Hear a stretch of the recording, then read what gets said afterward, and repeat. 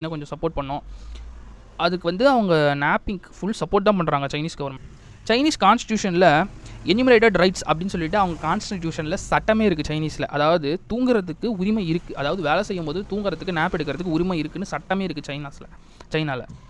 Sleep பண்ணுறது, அதாவது தூங்குறதுங்கிறது வந்து நாப் எடுக்கிறதுங்கிறது வந்து ரொம்ப சாதாரணமான விஷயம் சைனாலையும் ஜப்பான்லையும். அதுக்கு அங்கே எதுவுமே சொல்ல மாட்டாங்க. ஆனால் அது அப்படியே இந்த வெஸ்டர்ன் கண்ட்ரீஸில் பார்த்தா உல்ட்டா.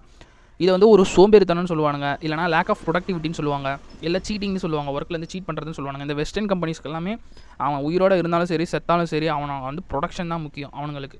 பட் சைனா ஜப்பானோட கல்ச்சர் பார்த்திங்கன்னா அப்படியே வேறு மாதிரி இருக்குது. அவங்களோட ஹெல்த்தும் முக்கியம், அந்த குடிமக்களோட உயிரும் முக்கியம்னு சொல்லிட்டு அவங்களோட ஹெல்த்துக்கு தனியாக வந்து ஒரு சட்டமே ஏற்றி வச்சுருக்காங்க.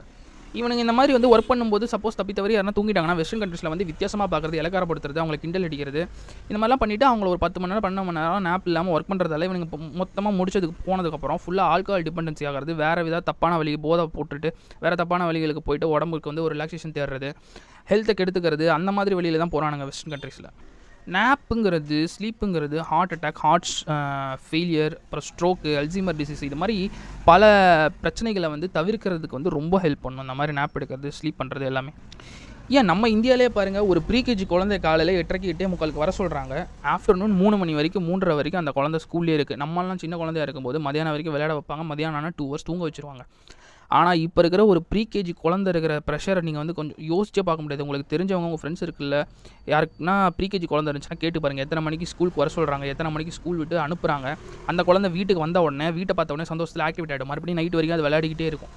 மறுபடியும் நைட்டு தூங்குறதுக்கு அது 10 மணி 11 மணி ஆகிடும். திரும்பவும் காலையில் எந்திரிக்கணும். அது ஒரு அடல்ட்டுக்கு 7 ஹவர்ஸ் ஸ்லீப் போதும். பட் ஒரு குழந்தைக்கு 10லேருந்து 12 மணி நேரம் தூக்கம் வேணும். அது சின்ன குழந்தையிலேயே அவங்களோட ஸ்லீப் பாதிக்கப்பட்டு அதோட டயபெட்டிஸ், ஹார்ட் ஃபங்க்ஷனு, அதோட ஹார்ட் ஹெல்த்லாம் அப்போ இருந்தே பாதிக்கப்பட ஆரம்பிச்சிடும்.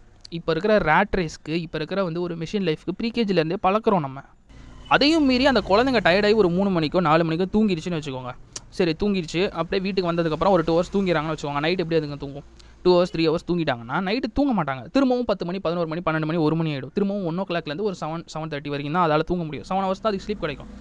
இப்போ நம்ம வந்து 7 மணி நேரம் தூங்க வேண்டியவங்க நம்ம ஒரு 4 மணி நேரம் 3 மணி நேரம் மட்டும் தூங்குறதுக்கு ஈக்குவல் தான் அந்த சின்ன குழந்தைங்க நைட்டு ஜஸ்ட் 7 மணி நேரம் 6 மணி நேரம் மட்டும் தூங்குறதுங்கிறது.